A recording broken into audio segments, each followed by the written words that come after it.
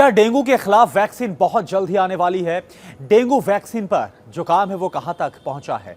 Latest update क्या है ये आपको बताएंगे। डेंगू वैक्सीन का ट्रायल आखिरकार किस फेज तक पहुंच गया है, कहां तक कामयाबी मिली, सारी जानकारी आज आपके साथ में शेयर करने वाला हूं। तो जैसा कि आप जानते हैं कि भारत में हर साल डेंगू के जो मामले हैं वो सामने आते हैं, बड़ी संख्या में सामने आते हैं। इस बीमारी से मरीजों की मौत भी हो जाती है, लेकिन अब उम्मीद ये जताई जा रही है कि बहुत जल्द ही डेंगू की वैक्सीन आ सकती है।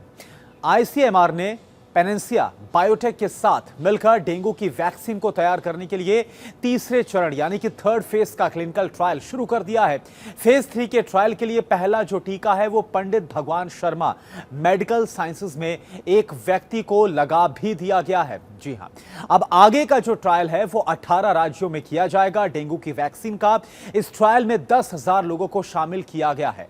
पिछले 2 फेजेस यानी 2 चरण की बात करें तो ट्रायल सफल रहे। अब तीसरे चरण का ह्यूमन ट्रायल शुरू कर दिया गया है। अगर फेज 3 का ट्रायल सफल साबित होता है तो भारत को डेंगू की वैक्सीन मिल जाएगी। ये वैक्सीन डेंगू के सभी सीरोटाइप D1, 2, 3, 4 के खिलाफ तैयार की जा रही है। WHO के मुताबिक 2019 में दुनिया भर में डेंगू के 5.2 मिलियन केसेस सामने आए थे। भारत में भी हर साल अधिकतर राज्यों में इस बीमारी के जो केसेस हैं वो सामने आते हैं। भारत में खासतौर पर मानसून में डेंगू के मामले बहुत तेजी के साथ बढ़ते हैं। ये बीमारी किसी भी उम्र के व्यक्ति को शिकार बना लेती है। डेंगू का कोई निर्धारित इलाज और टीका अभी तक नहीं है। ऐसे में इसकी रोकथाम काफी ज्यादा मुश्किल हो जाती है। हालांकि अधिकतर मामलों में डेंगू का बुखार कुछ दिनों में ठीक हो जाता है, लेकिन कुछ मामलों में डेंगू की वजह से मौत तक हो जाती है। ऐसा डेंगू शॉक सिंड्रोम और प्लेटलेट्स का जो लेवल है वो कम होने की वजह से होता है।